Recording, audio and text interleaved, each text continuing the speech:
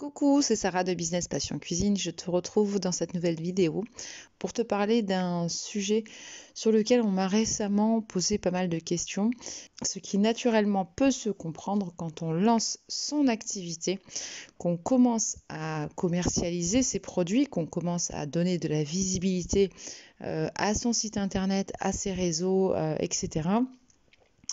Eh bien, c'est tout simplement la manière de gérer les emails et les campagnes d'emailing que nous allons adresser à nos prospects, à nos clients. Avant de démarrer cette vidéo, je t'invite bien évidemment à t'abonner à ma chaîne pour te tenir informé de toutes les astuces et tous les conseils gratuits que je donne pour lancer ton business cuisine en ligne dans les meilleures conditions. Donc tu as sûrement mis en place sur ton site ou sur tes réseaux la possibilité d'une manière ou d'une autre de récupérer des contacts, de récupérer des emails afin de te constituer ce qu'on appelle la mailing list. Et la mailing list permet de pouvoir te constituer une base de prospects ou une base de prospects et clients que tu vas pouvoir adresser sur différents sujets de manière à maintenir ce contact avec ta communauté et également développer tes ventes.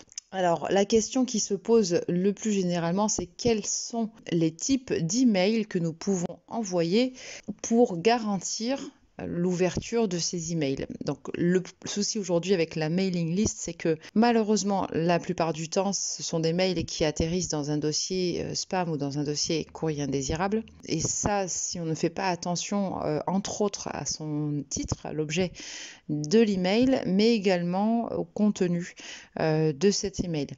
Donc, il devient vraiment urgent d'arriver à identifier le type d'email en termes de contenu qui va garantir à coup sûr son ouverture et qui va potentiellement t'aider à développer ta communication auprès de ta communauté, mais également à développer ton chiffre d'affaires. Alors pour le coup, j'ai identifié 6 types d'emails différents que tu vas absolument devoir prévoir dans tes campagnes d'emailing. Alors tout d'abord, ça peut paraître évident pour certains et pas du tout pour d'autres, l'email de bienvenue. Lorsque tu mets en place des actions de manière à récupérer des emails, de manière à récupérer des contacts, il y a une chose que beaucoup de personnes oublient, c'est l'email de bienvenue. Alors, quel est l'intérêt de cet email de bienvenue? Premièrement, en envoyant un email de bienvenue à un contact qui vient s'inscrire sur ta mailing list, c'est déjà une manière de le considérer et de lui faire comprendre que tu as remarqué effectivement son inscription. Et donc, c'est plutôt assez valorisant pour certaines personnes.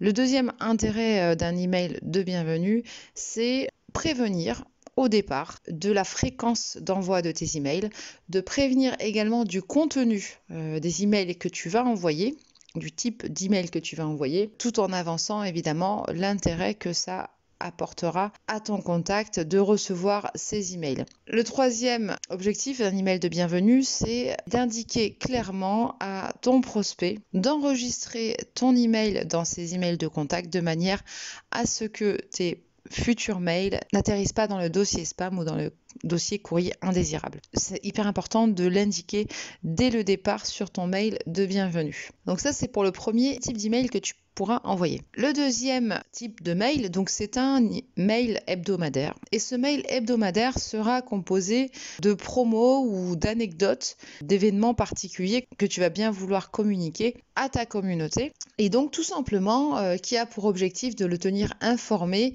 en priorité, puisqu'il est prioritaire dans la mesure où il s'est inscrit à ta newsletter, il s'est inscrit à ta mailing list. Et donc naturellement, tu te dois de lui apporter justement un certain nombre d'informations, un certain nombre de scoops, de promotions, d'offres en avant-première. Le troisième type de mail que je considère intéressant à envoyer à ta mailing list, c'est un mail concernant un lancement de nouveaux produits ou bien le lancement d'une nouvelle activité. Les contacts apprécient de recevoir une information leur permettant de connaître le lancement d'une nouvelle activité, de connaître le lancement d'un nouveau produit, de connaître des évolutions dans ton activité activité, etc.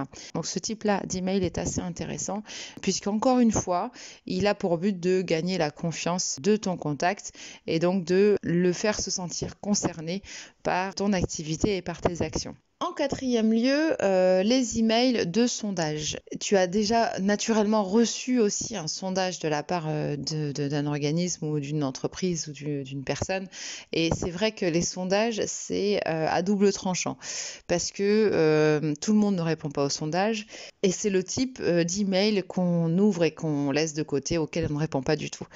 Donc ça peut se comprendre et pour éviter justement ce phénomène-là, ce qui est intéressant, c'est de se dire je fais mon sondage, je fais mon mail de sondage le plus simplement possible et le moins fastidieux possible. Donc c'est-à-dire que tu vas déjà limiter le nombre de questions que tu poseras dans ce sondage de manière à avoir un questionnaire assez court et ensuite privilégier également les QCM, les questions à choix multiples avec des réponses déjà prédéfinies où en fait on aura simplement à cocher celle qui nous convient et à valider. L'email de sondage est hyper important dans ton activité. Il va te permettre de comprendre ce que tu peux améliorer dans tes produits ou dans ton offre et il va surtout te permettre de connaître mieux tes clients, de connaître mieux ta communauté et donc aussi de pouvoir te servir de cette connaissance-là pour développer ton activité. En cinquième point, les témoignages clients. Alors, les témoignages clients à proprement parler, c'est assez difficile à cibler. Ce que tu peux faire, c'est tout ce qui est justement avis client, avis, témoignages, retour d'expérience que tu vas pouvoir récolter sur les différents réseaux sociaux, par exemple sur Facebook, Instagram, etc. Donc tous ces commentaires, tous ces avis, les avis Google qui vont être laissés par tes clients sont des éléments que tu vas pouvoir également transmettre par email à ta communauté.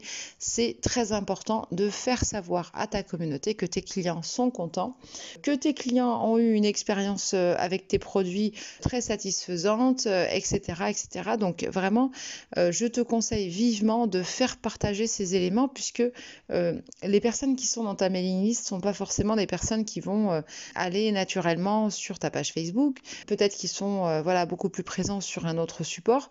Peut-être qu'ils n'ont même pas connaissance aussi des différents réseaux sociaux sur lesquels tu es présent et sur lesquels tu communiques. Donc c'est hyper important d'utiliser cette mailing list en guise de multiplicateur de communication pour ce côté justement témoignage, avis client, retour d'expérience. Enfin, sixième email hyper intéressant et important à envoyer, c'est ce que j'appelle l'email de réengagement.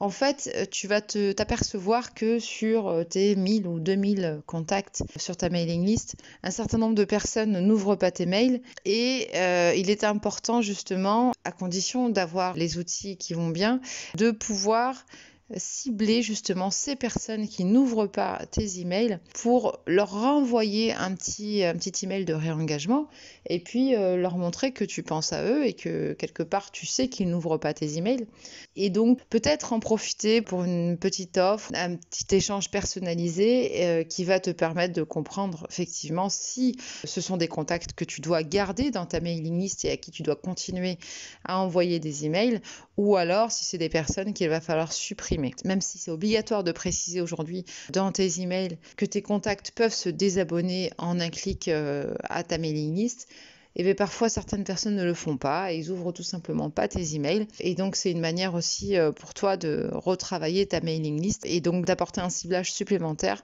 justement auprès des personnes qui eux sont vraiment engagées par tes emails. Voilà, donc pour rappel, les 6 emails qui pour moi sont utiles à envoyer sont l'email de bienvenue au départ. Donc tu envoies avec le produit, par exemple le produit gratuit que tu as proposé pour l'inscription à la newsletter. L'email hebdomadaire, donc avec des promos, des anecdotes. Le mail concernant lancement de produit, le lancement d'une nouvelle activité.